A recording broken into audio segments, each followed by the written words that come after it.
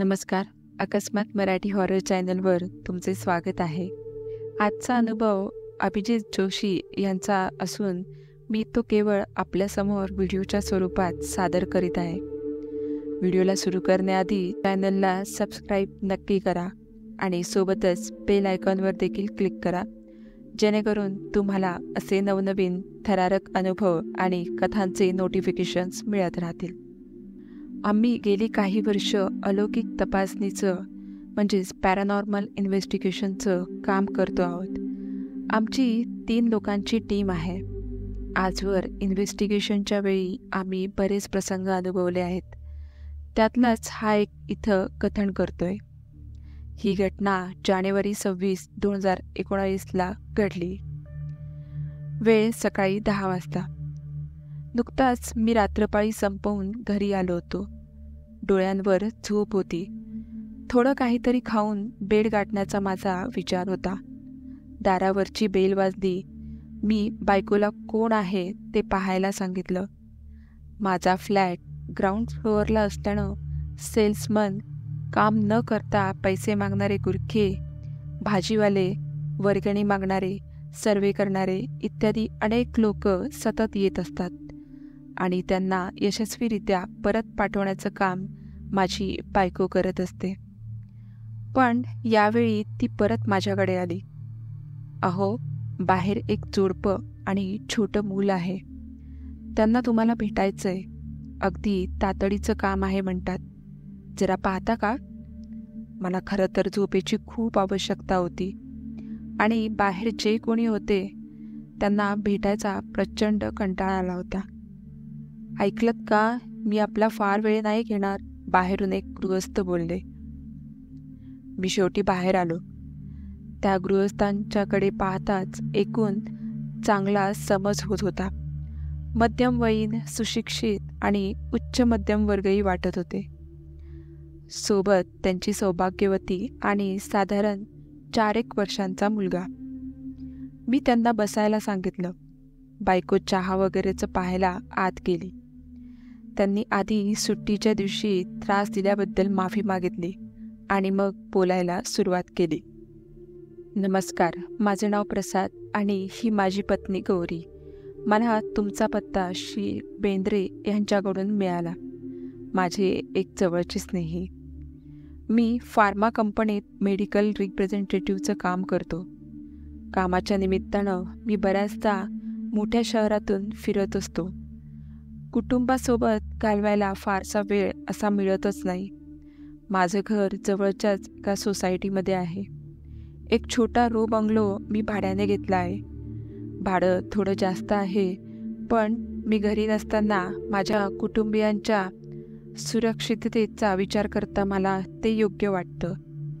2 आठवड्यापूर्वी मी असाच एका बिझनेस टूरवर असताना साधारण रात्री 1:30च्या सुमारास माझा फोन वाजला. मी टूरवर असताना कधीही फोन सायलेंट ठेवत नाही. फोनवर माझी पत्नी होती. अतिशय हळू आणि घाबऱ्या आवाजात बोलत होती.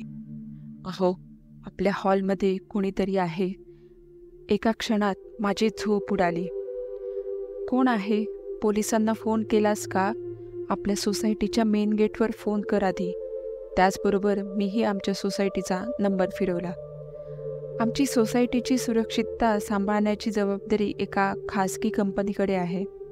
अतिशय प्रोफेशनल आणि कार्यतत्पर लोक.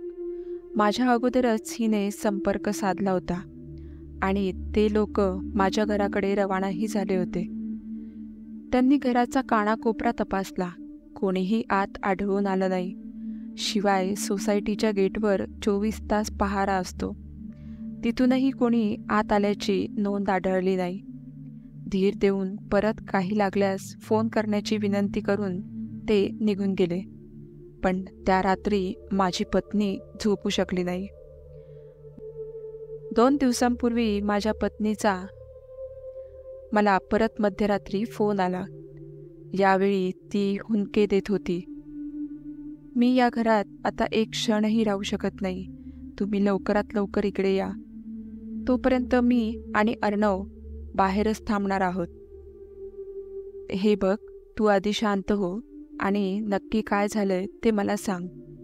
पण ती बोलायच्या मनस्थितीत नव्हती.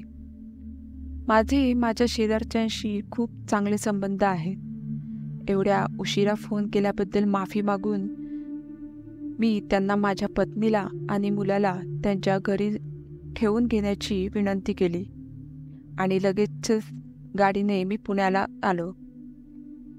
मी आता त्यांच्या पत्नीला त्यांचा अनुभव सांगण्याची विनंती केली. त्या रात्री मला अचानक जाग आली. खूप तहान लागली होती. किचन हॉलला अगदी लागून आहे. मी पाणी पिण्यासाठी किचनकडे जात असताना मला माझ्या डोळ्यांच्या कडेतून काहीतरी जाणवलं. हॉलच्या अंधाऱ्या कोपऱ्यात कोणीतरी बसल्यासारखं वाटत होतं. नक्की आकार कळत नव्हता, पण एखादं खूप मोठं माकड किंवा तसलंच काहीतरी उकिड बसल्यासारखं वाटत होतं. भीतीने माझा जीव गोळा झाला. मी अक्षरशः धावत पळत बेडरूम गाठली आणि यांना फोन केला. मग ते सिक्युरिटी गार्ड्स आले आणि त्यांनी संपूर्ण घर तपासलं, पण त्यात काहीच किंवा कोणीच बाहेरचं आढळून आलं नाही. रोज संध्याकाळी मी अर्णवला घेऊन फिरायला जाते.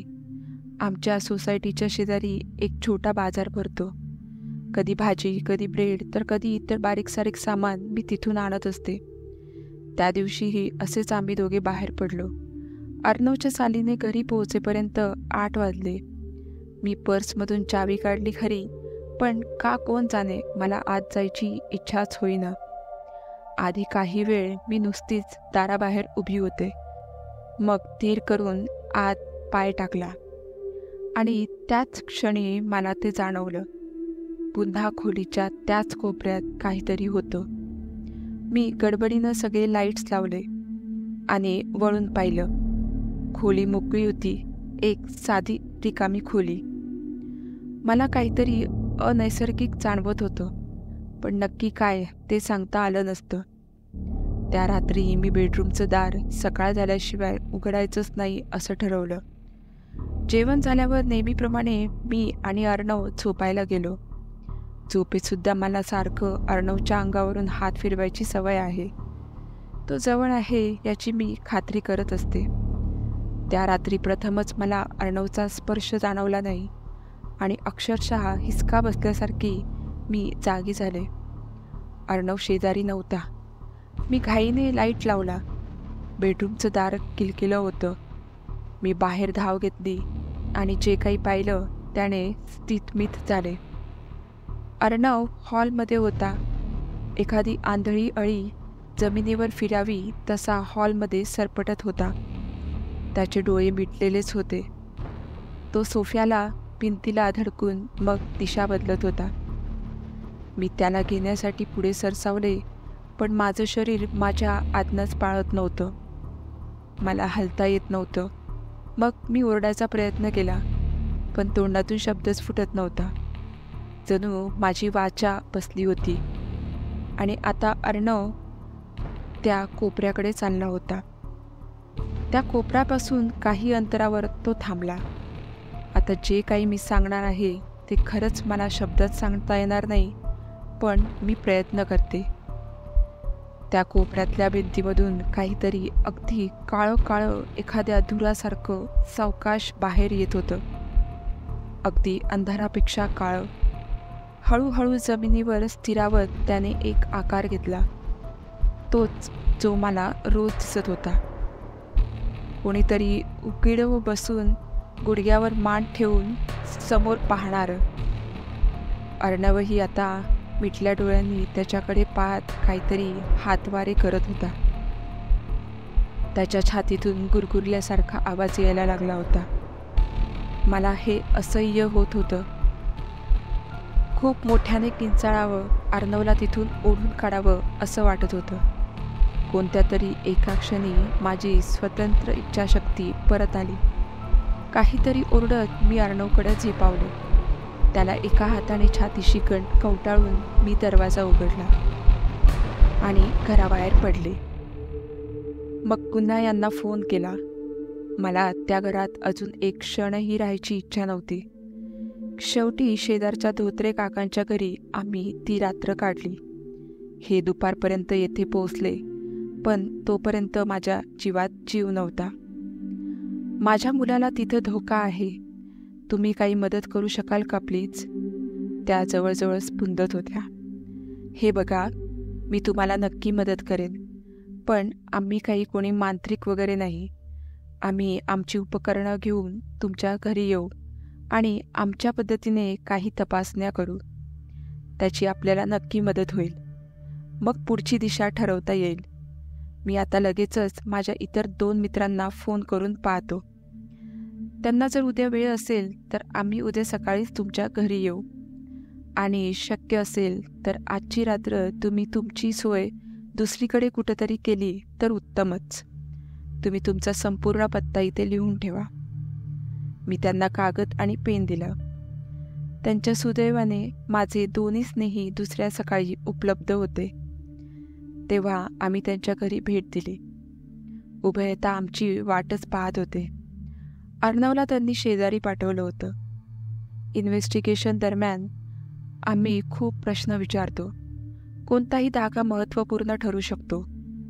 आम्ही त्यांना त्यांच्या दैनंदिन कार्यक्रमाविषयी प्रश्न विचारले, मग मित्रपरिवाराविषयी आणि मग नोकरीविषयी. तुम्ही कधी कुत्रा किंवा मांजर इथे पाळलं किंवा पाळण्याचा प्रयत्न केला होता का हो प्रसाद? शंतनूनं, म्हणजेच आमच्या टीममधलं सर्वात वयस्कर मेंबरनं विचारलं. नाही, अर्णव लहान असल्यानं ते शक्य नाही आणि पाळीव प्राण्यांविषयी सोसायटीचे नियम फार कडक आहेत. बरं, तुम्हाला कामानिमित्त बाहेर खूप फिरावं लागतं म्हणता, मग घरी येताना तुम्ही नक्कीच पत्नी मुलासाठी काही ना काही खास घेऊन येत असालच. हल्ली काही नवीन किंवा विशेष वस्तू आणल्याचं तुम्हाला आठवतंय? अगदी बरोबर. मी नेहमी घरी येताना अर्णवसाठी खेळणं, चित्र रंगवायचं पुस्तक, खाऊ वगैरे घेऊन येत असतो. पण काही विशेष म्हणाल तर तसं काही आणल्याचं आठवत नाही. वहिनी, इतक्यातच तुम्ही काही खास विशेष आणल्याचं किंवा तुम्हाला कोणी काही प्रेझेंट केल्याचं काही आठवतंय का? नाही, मी रोज संध्याकाळी बाहेर फिरायला जाते. रोज लागणारी भाजी आणि इतर किरकोळ वस्तू सोडता मोठं किंवा खास असं काही मी आणलेलंच नाही. बोलता बोलताच त्यांना काहीतरी आठवलं असावं. थांबा हा, मी आलेच, असं म्हणून त्या आत गेल्या. परत आल्यावर त्यांनी त्यांच्या हातातील वस्तू आमच्याकडे दिली. ती एक मोडकी, गंजलेली, जुनाट, किल्लीवर चालणारी पत्र्याची छोटी मोटार होती. ही अर्णवला सोसायटीच्या बागेत सापडली. इतकी खेळणी आहे, पण ही त्याला अतिशय प्रिय आहे. सतत अगदी झोपतानाही त्याला ही जवळ लागते. थोडीशी चकित करणारी गोष्ट, कारण अशी खेळणी आजकाल बनत नाही. मोटार खूप जुनी, साधारण 1980च्या दशकातील वाटत होती. रंग कधीच उडाला होता. ती इतकी जुनी होती की ती इतकी टिकलीच कशी, हाच प्रश्न होता. गौरी, ही मोटार आम्ही आमच्या सोबत घेऊन जाणार आहोत. मला वाटतं की आज इतकंच पुरेसं आहे. तुम्ही काही दिवस इथंच राहा आणि काही पुन्हा भीतीदायक अनुभव आल्यास मला किंवा आमच्यापैकी कोणाशीही ताबडतोब संपर्क साधा, शंतनू म्हणाला. खरं तर मला शंतनूची ही गोष्ट अनपेक्षित होती. अजून आम्ही काहीच तपासणी केली नव्हती, पण आम्ही तिथे काहीच बोललो नाही. बाहेर पडल्यानंतर आम्ही एका हॉटेलमध्ये नाश्त्यासाठी थांबलो. तुम्हा दोघांना अगदी आश्चर्य वाटत असेल ना? हो, आम्ही दोघेही एकदमच होकार भरला. अभिजित, ही गाडी पाहिलीस किती जुनी आहे? कोणाची असेल ही? कोण खेळलं असेल याच्यासोबत? आणि आता ती व्यक्ती जिवंत असेलच याची खात्री आहे? ही गाडी अगदी उघड्यावर बागेत पडली होती, तर इतकी वर्षे पावसा पाण्याचा परिणाम का झाला नाही? यात अशी कोणती गोष्ट आहे जी घरी इतर आकर्षक नवीन खेळणी असतानाही अर्णवला या जुनाट गंजलेल्या गाडीकडे आकर्षित करते? असो, मला तरी आता खात्री आहे की त्यांना इथून पुढं त्रास होणार नाही. शंतनूचे शब्द खरे ठरले. साधारण 2 आठवड्यानंतर प्रसाद, गौरी आणि अर्णव भेटायला आले. त्यांच्या चेहऱ्यावरचा आनंदच सांगत होता की त्यांना होणारा त्रास थांबला आहे. थँक्यू म्हणून प्रसादने माझा हात इतका जोरात दाबला की मी किंचाळलोच असतो.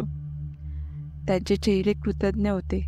नको म्हणत असतानाही प्रसादने आमच्या सर्वांच्या हातात आमच्यासाठी आणलेल्या भेटवस्तू दिल्या. आमच्यासाठी सर्वात महत्त्वाची गोष्ट की एक कुटुंब परत मार्गावर आलं होतं. तर मित्रांनो, तुम्हाला आजची ही कथा कशी वाटली हे मला कमेंट करून नक्की सांगा आणि व्हिडिओ आवडला असल्यास चॅनलला लाईक आणि सबस्क्राईब नक्की करा. भेटूया पुढच्या अशा थरारक कथेमध्ये. तोपर्यंत धन्यवाद.